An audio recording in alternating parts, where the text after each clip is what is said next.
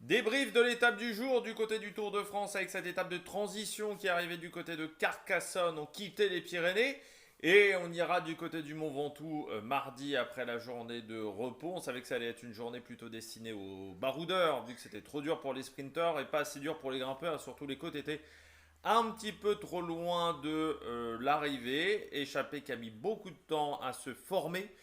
Ça a mis quasiment 80 km avant que la bonne échappée se forme.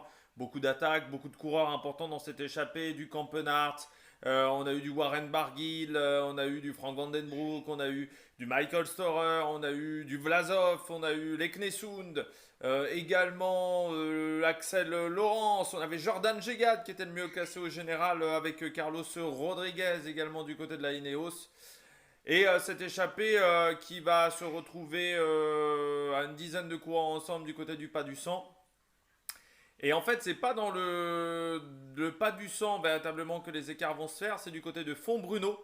Et là, à 42 km de l'arrivée, tout simplement comme au championnat de Belgique, Tim Willems va faire la même. Il n'avait pas passé beaucoup de relais jusqu'à maintenant, Tim Willems, et il va s'en aller à ce moment-là.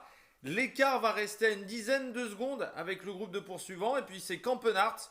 Alors, si Campenart voulait faire gagner Tim Willems, il a choisi la bonne stratégie aujourd'hui. Voilà. On pourrait même se poser des questions s'il y a eu une alliance belge aujourd'hui pour faire gagner Tim Willems. Parce que vraiment, il a décidé d'arrêter de passer des relais. On ne sait pas trop pourquoi. Et ça a quand même vraiment déstabilisé l'organisation du groupe. Donc, ce qui fait qu'on s'est un petit peu attaqué dans tous les sens et qu'on a arrêté de rouler. Et Tim Willems, fallait pas lui en demander tant. Il a réussi à s'échapper. Il s'est pas écrasé dans le final. Parce que ce raid-là, il l'avait déjà fait 3 semaines auparavant, 4 semaines auparavant. Du côté du championnat de Belgique.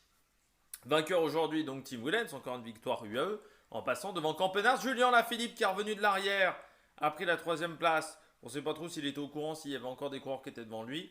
Et puis Van Aert, Axel Laurence, Vlasov qui complète le reste du classement du côté du maillot jaune. Pas de changement. À noter par contre la chute de Lipovic aujourd'hui et un petit problème mécanique pour Vingegaard. Voilà, qui a mis un petit peu de temps avant de rentrer dans le peloton, mais sinon RAS du côté des leaders du classement général. On se retrouve ce soir sur YouTube pour faire le débrief de cette étape. Et puis, bien, on se retrouvera également mardi. Peut-être qu'il y aura une vidéo lundi, mais mardi pour la présentation de l'étape du Mont Ventoux. Allez, ciao, ciao!